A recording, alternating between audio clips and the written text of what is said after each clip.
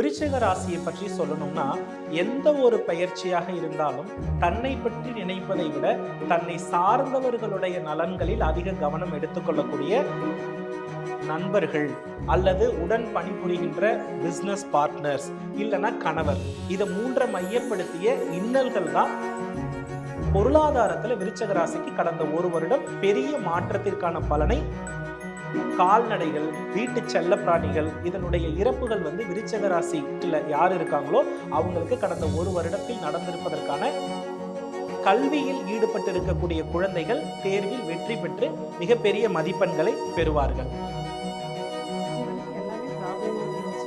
எல்லாமே நல்லா இருக்கும்னு சொல்லியிருக்காரு. எது எடுத்தாலும் தடைகளாகவே இருக்குது. அந்த தடைகளை எப்படி ஐயா சொன்ன கரெக்டு தான். மன அழுத்தம், தூக்கமின்மை, அதுக்கு தாங்க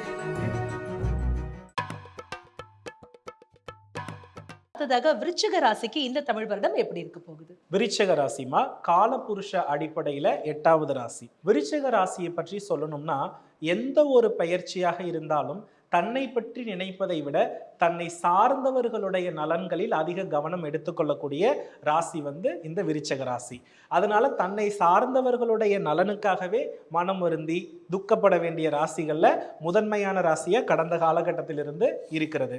எப்பொழுதுமே பாத்தீங்கன்னா நண்பர்கள் அல்லது உடன் பணிபுரிகின்ற பிசினஸ் பார்ட்னர்ஸ் இல்லைன்னா கணவர், இதை மூன்றை மையப்படுத்திய இன்னல்கள் தான் இவங்களுக்கு கடினமானதாகவும் அவர்களை வளர்த்து விடுறதுல தான் சவால்கள் என்ன ஆகியிருக்குன்னா நிறைஞ்சிருக்கும். பெருமளவுல தன்னுடைய தனிப்பட்ட வாழ்க்கையை பெருசா ஃபோக்கஸ் பண்ண மாட்டாங்க.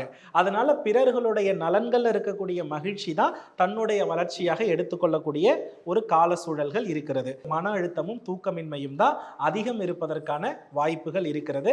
கடந்த காலகட்டத்தில் நிறைய வழிகளில் விருச்சிக ராசியில பிறந்தவர்களுடைய குழந்தைகள் சம்பந்தப்பட்ட விரக்தியும் கணவன் சம்பந்தப்பட்ட வழியில பாத்தீங்கன்னா பண விரயங்களும் நிறைய விருச்சிக ராசிக்காரர்கள் சந்தித்திருக்கணும். ஏன்னா இவங்க எதுலையுமே தைரியமா கொஞ்சம் இறங்குறது கடினம். அதனால பொருளாதாரத்துல விருச்சிக ராசிக்கு கடந்த ஒரு வருடம் பெரிய மாற்றத்திற்கான பலனை கொடுத்திருக்காது. ஆனால் இந்த வருடம் ஜூனுக்கு பிறகு 2026 ஜூனிலிருந்து 2026 டிசம்பருக்குள் ஒரு பொன்னான காலகட்டம். இந்த காலகட்டத்தை பண வரவிற்கு இவங்க மிகப்பெரிய அளவில் பயன்படுத்திக்கலாம். இவங்க எடுக்கக்கூடிய முயற்சிக்கு 4 மடங்கு பணம் வருவதற்கான வாய்ப்பு உண்டு. ஆனால் கடந்த காலத்தில் 10 மடங்கு முயற்சி எடுத்தாலும் எல்லாமே தோல்வியிலேயே முடிந்திருக்கும். கால்நடைகள், வீட்டு செல்ல பிராணிகள் இதனுடைய இறப்புகள் விருச்சிக ராசியில் யார் இருக்காங்களோ அவங்களுக்கு கடந்த ஒரு வருடத்தில் நடந்திருப்பதற்கான வாய்ப்புகள் நிறைய உண்டு. அதே போல பாத்தீங்கன்னா ஆணாக இருந்தாலும் சரி பெண்ணாக இருந்தாலும் சரி அந்த வீட்டு மூத்த பெண்களினால் தொல்லைகள் உருவாகி இருக்கும். இந்த தொல்லைகளால பெண்ணால் பிரச்சனைகள் ஏற்படக்கூடிய சூழலை விருச்சிக ராசி கட்டாயமாக அவர்களுடைய குடும்பத்தில் சந்தித்திருப்பதற்கான வாய்ப்புகள் நிறையவே இருக்கிறது. பொதுவாக விருச்சிக ராசி அப்படின்னு எடுத்துக்கிட்டோம்னாலே அதுல 3 நட்சத்திரங்கள் இருக்குமா. அதுல விசாகம், அது போல கேட்டை, அனுஷம், இந்த 3 நட்சத்திரம் இருக்கிறது. இதுல ரொம்ப நார்மலான லைஃப் ஸ்டைல கரெக்டா வாழ்றது பாத்தீங்கன்னா விசாக நட்சத்திரம் தான். இதுல கேட்டையும் அனுஷமும் அப்படின்னு எடுத்துக்கிட்டோம்னா கேட்டை புதனுடைய நட்சத்திரம், அனுஷம் பாத்தீங்க அப்படின்னா சனி பகவானுடைய நட்சத்திரம். இப்ப கோச்சார கிரகங்களுடைய சுபமான பார்வையெல்லாம் இந்த ராசியின் மேல விழுறதுனால கண்டிப்பா தனிப்பட்ட தொழில் முயற்சி வெற்றி பெறும். கல்வியில் ஈடுபட்டு இருக்கக்கூடிய குழந்தைகள் தேர்வில் வெற்றி பெற்று மிகப்பெரிய மதிப்பெண்களை பெறுவார்கள். பொருளாதாரத்தில் சேமிப்பு உயரும். நிறைய தங்கம் வாங்கக்கூடிய பட்டியலில் இந்த வருடம் விருச்சிக ராசிக்கு வெற்றி உண்டு. தங்கமும் வெள்ளியும் கட்டாயமாக குவியும். அதே போல பாத்தீங்கன்னா புத்திர பேருன்னா உடனே என்ன பண்ணக்கூடாதுன்னா குழந்தை இல்லைன்றது நினைக்கக்கூடாது. விருச்சிக ராசிக்கு கடந்த ஒரு வருஷத்துல புத்திரராலையும் வீட்டுக்காரரால மட்டும்தான் தொல்லைகள் இருந்திருக்கும். அது அத்தனையும் வருகின்ற ஜூனுக்கு பிறகு அப்படியே பனி போல என்ன பண்ணும்னா விலகும். இந்த வருடம் ஒரு புதிய கார் வாங்கியே தீரும். ஏன்னா கடந்த வருடம் புதிய கார் வாங்குறதுக்கான முயற்சியில ஈடுபட்டு இருப்பாங்க. ஆனா அது கிடைச்சிருக்காது. ஆனா இந்த வருஷம் கட்டாயமா ஒயிட் கலர்ல ஒரு புதிய கார் ஃபேன்சி நம்பர்ல அமையறதுக்கான வாய்ப்பு நிறைய இருக்கு. துன்பப்படக்கூடிய ராசி, கஷ்டப்படக்கூடிய ராசி, நன்மையே இல்லாத ராசி இப்படிலாம் சொல்லுவாங்க. அது அத்தனைக்கும் ஒரு கதவு போட்டு பூட்டி தாழ்பால் போட்டு ஒரு வெளிச்சமான காலம் வரக்கூடிய அமைப்பு விருச்சக ராசிக்கு இந்த வருடம் நிறைவா இருக்கிறது. திருமண பலன் உறுதி. திருமண காலகட்டத்திற்கு முயற்சி பண்ணிட்டு இருக்கவங்க சிவபெருமான் பார்வதி தேவிக்கு திருமண வைபவங்களையோ அல்லது பள்ளியறை பூஜைக்கு முக்கியமான செலவுகள் செய்து கொடுத்தாலோ வெற்றி உறுதியாக நடக்கும். ராசிக்கு 10ல் இவ்வளவு நாள் கேது பகவான் இருந்தாரு. அதனால விருச்சிக ராசி பொறுத்தளவுல தொழில் குழப்பம் இருந்துகிட்டே இருக்கும். ஒரு தொழில் இல்லாம பல தொழில கான்சென்ட்ரேட் பண்ணிக்கிட்டே இருந்திருப்பாங்க. அது கடைசி வரை என்ன பண்ணாதுன்னா மாறாது, அப்படியே தான் போயிட்டு இருக்கும். ஆனா செய்து கொண்டிருக்கக்கூடிய தொழில்ல கண்டிப்பா ஒரு முயற்சியும் வெற்றியும் இருக்கும். கடன் உறுதியாக குறையும், பயப்படவே வேண்டாம். அதே போல பாத்தீங்கன்னா இவர்களுக்கு நோய் அப்படின்னு எடுத்துக்கிட்டோம்னா பொதுவா விருச்சிக ராசிக்கு கேது பகவான் என்ன பண்றாருன்னா திரிகோணத்துல போறாரு. உடல் இளைப்பதற்கான வாய்ப்புகள் உண்டு. ஏன்னா திரிகோணத்தில் கேது போறதுனால உடல் இளைக்கக்கூடிய வாய்ப்புகள் அதிகமாக இருக்கும். அதே போல நோய்கள் அப்படின்னு எடுத்துக்கிட்டோம்னா நரம்பு சம்பந்தப்பட்ட நோய்கள்ல கொஞ்சம் கவனமாக இருக்க வேண்டியது அவசியம். அதே போல தோள்பட்டை கை பிரச்சனைகள் தோன்றுவதற்கான வாய்ப்புகள் உண்டு. அது சம்பந்தப்பட்ட அதிக உணவுகளை எடுத்துக்கொள்ள வேண்டும். உடல் வெப்பத்தை கட்டாயமா குறைச்சிக்கிறது நல்லது. ஒரு முறையாவது இந்த முறை வெளிநாடோ அல்லது வெளி மாநிலமோ டூர் போகிறதுக்கான ஒரு ஆப்ஷன் மூலம் பண வரவை அதிகப்படுத்திக்கிறதுக்கான காலகட்டங்கள் நிறைய இருக்கிறது. தொழில்னு பார்த்தோம் அப்படின்னாலே மேக்சிமம் இவங்க பார்த்தீங்கன்னா இவங்களும் இன்வெஸ்ட்மெண்ட் இல்லாமல் சர்வீஸ் பேஸ்டாக நிறைய பண்ணுறதுக்கு வாய்ப்பு இருக்கிறது. அதில் வட்டி தொழில் அப்படின்றது விருச்சிக ராசியில் நிறையவே வரும். அதுபோல் பார்த்தீங்கன்னா உணவுப் பொருளை வைத்து விற்கிற தொழிலும் விருச்சிக ராசியில் வரும். ரியல் எஸ்டேட்டில் பெரிய விஷயம் இல்லாமல் குறுகிய நிலங்களை விற்று வெற்றி பெறுவதும், அதே மாதிரி பார்த்தீங்கன்னா பொதுவாக ஒரு விஷயத்தை விற்று கொடுத்து அதில் கமிஷன் பெறுவதும் விருச்சிக ராசி விஷயத்தில் தான் என்ன பண்ணுதுன்னா வருகிறது. அதிக முதலீடு போட்டு விருச்சிக ராசி தொழில் பண்ணால் என்றைக்கும் சக்ஸஸ் ஆகாது. குறைந்த முதலீடு போட்டால் அது நிறைந்த வருமானத்தை கொடுக்கும். இதுதான் விருச்சிக ராசியினுடைய தாரக மந்திரமே. ஆக மொத்தம் விருச்சிக ராசிக்கு சூப்பரா இருக்கிறது, சிறப்பா இருக்கிறது. என் கணிப்பு படி 12 ராசிகளுடைய புத்தாண்டு பலன்ல விருச்சிக ராசி டாப் அப்படின்னே சொல்லுவேன். அவங்களுக்கு உரித்தான அதிர்ஷ்ட எண்கள் மற்றும் அதிர்ஷ்ட நிறம். பொதுவா இவங்க தெய்வத்தை எப்போதுமே மாத்திக்கிட்டே இருப்பாங்க. ஒரு தெய்வத்தை சரியா வணங்குறதுக்கான வாய்ப்பு ரொம்ப ரொம்ப குறைவு. இவர்கள் பாத்தீங்கன்னா திருச்செந்தூர் முருகப்பெருமானை வழிபாடு செய்யலாம்.